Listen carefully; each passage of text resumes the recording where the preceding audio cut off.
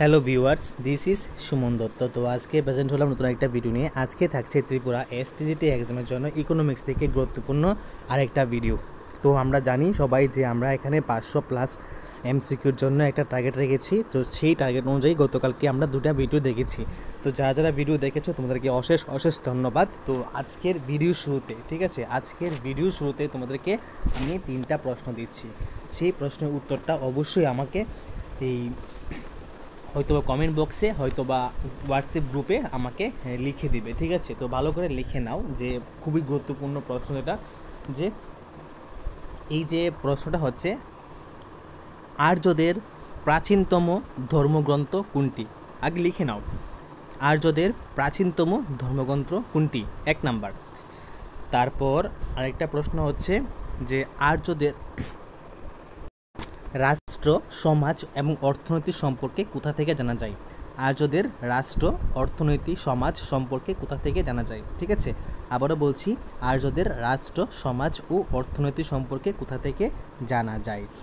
তো আরেকটা প্রশ্ন খুবই এই প্রশ্নের মধ্যে আমি 2-3টে প্রশ্ন বলবো, যে অবশ্যই তোমরা ভালো করে শুনবে, ঠিক আছে। না শুনলে কিন্তু উত্তরটা দিতে পারবে না। এই যে এলাহাবাদের প্রশস্তি, ঠিক আছে, নাসিক প্রশস্তি, আইহোল প্রশস্তি, দেওপাড়া প্রশস্তি কোথা থেকে নেওয়া হয়েছে, কে লিখেছে, অবশ্যই আমাকে কমেন্ট বক্সে অথবা হোয়াটসঅ্যাপ গ্রুপে লিখে পাঠাবে, ঠিক আছে। তো আমি আবারও বলছি, কি এলাহাবাদ প্রশস্তি, নাসিক প্রশস্তি, আইহোল প্রশস্তি, আর হলো দেওপাড়া, কি দেওপাড়া প্রশস্তি, ঠিক আছে। তো এই প্রশ্ন 3টা প্রশ্নের উত্তরগুলো আমাকে অবশ্যই তোমরা লিখে দিবে। তো তোমাদের কাছে একটা রিকোয়েস্ট রইল, কারণ আমি যদি তোমাদের জন্য এরকমভাবে 500+ এমসিকিউ নিয়ে আসতে পারি, তো অবশ্যই তোমরা আমার জন্য এই ছোটো ছোটো প্রশ্ন উত্তরগুলো অবশ্যই দিতে পারবে। তো চলো আজকের প্রশ্ন শুরু করা যাক। অর্থ হচ্ছে সবচেয়ে তরল সম্পদ।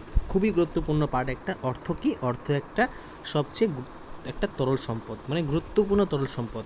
আজকে এখানে ইকোনমিক্স লেখা উঠছে, কিছুদিন পরে লেখা উঠবে পলিটিক্যাল সায়েন্স, তারপর থাকবে হিস্ট্রি, তারপর থাকবে জিওগ্রাফি, ঠিক আছে। মোস্ট ইম্পর্টেন্ট 500+ প্রশ্নগুলো আমরা এখানে আলোচনা করব। অর্থের কাজ কি? 4টি। তো অর্থের 4টি কাজ কি অবশ্যই সবাই জানো। তারল্য বা লিকুইডিটি বলতে কি বুঝো? সহজে কোনো সম্পদ টাকায় রূপান্তর করা বা বিনিময়ে ব্যবহার করা। কি? তারল্য বা লিকুইডিটি বলতে বোঝায় সহজে কোনো সম্পদ টাকায় রূপান্তরিত করা, ঠিক আছে, বা বিনিময়ে ব্যবহার করা। তারপর অর্থের মূল্য দাম স্তরের ব্যস্তানুপাতিক সম্পর্ক। অর্থের মূল্য কি? দাম স্তরের ব্যস্তানুপাতিক সম্পর্ক। তারপর এখানে আছে ভেলোসিটি অফ মানি। কি? ভেলোসিটি অফ মানি বা অর্থের প্রচলন বা গতি বলতে বোঝায় একটি নির্দিষ্ট সময়ে এক একক অর্থ যতবার লেনদেনের কাজে ব্যবহার করা হয়। ভেলোসিটি অফ মানি বা অর্থের প্রচলন বা গতি বলতে বোঝায় একটি নির্দিষ্ট সময়ে, ঠিক আছে, একটা পার্টিকুলার টাইমে এক একক অর্থ যতবার লেনদেনের কাজে ব্যবহার করা হয়। ওকে। তারপর অর্থের পরিমাণের নগদ লেনদেনের ভাষ্য তথ্যের প্রবক্তাকে ফিশার। কে? ফিশার। অর্থের পরিমাণের নগদ লেনদেনের ভাষ্য তথ্যের প্রবক্তাকে ফিশার। তো আরেকটা কথা বলে দিচ্ছি, যদি এই ভিডিওতে 100 ভিউজ অথবা পূর্বে ভিডিওতে 100 ভিউজ আসে, তাহলে কিন্তু আমি কি করব, এই সবগুলা যা যা লিখেছি পিডিএফ তোমাদেরকে শেয়ার করে দেব। ওকে। তো প্রশ্নটা কী ছিল? অর্থের পরিমাণের নগদ লেনদেনের ভাষ্য তথ্যের প্রবক্তাকে ফিশার। ভারতবর্ষে ব্যাংক কবে জাতীয়করণ করা হয়? 1969 সালে এবং 1980 সালে, ঠিক আছে। এখন আমরা চলো পড়ি যে এখানে 2টা সন কেন। কারণ 1969 সালে 14টি ব্যাংকে রাষ্ট্রায়ত্ত করা হয়, আর 1980 সালে 6টি ব্যাংকে রাষ্ট্রায়ত্ত করা হয়। ক্লিয়ার? তারপর ভারতবর্ষের মধ্যে 1 টাকার মুদ্রা প্রচলনের ক্ষমতা আছে কার?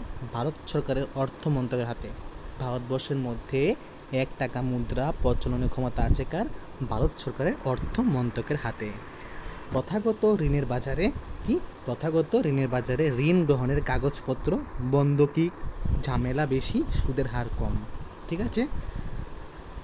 তারপর আছে এখানে লাস্ট প্রশ্ন, যে প্রথা বহির্ভূত বাজারে, একটা হলো প্রথাগত বাজারে, আর একটা প্রথা বহির্ভূত বাজারে কাগজপত্র বন্ধকি ঝামেলা কম কিন্তু সুদের হার বেশি।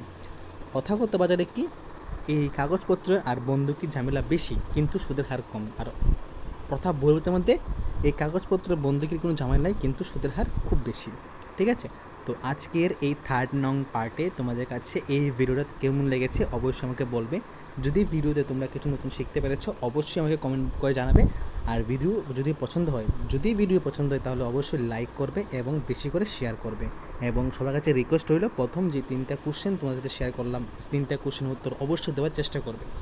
তো দেখা হচ্ছে একটা গুরুত্বপূর্ণ ভিডিওতে। প্রথম থেকে শেষ শুরু দেখার জন্য তোমাকে অসংখ্য ধন্যবাদ, এবং তোমাদের কাছ থেকে যে এই 5 মিনিট চেয়েছি, এই 5 মিনিট আমাকে দেওয়ার জন্য তোমাদেরকে আবারও অসংখ্য ধন্যবাদ জানাচ্ছি।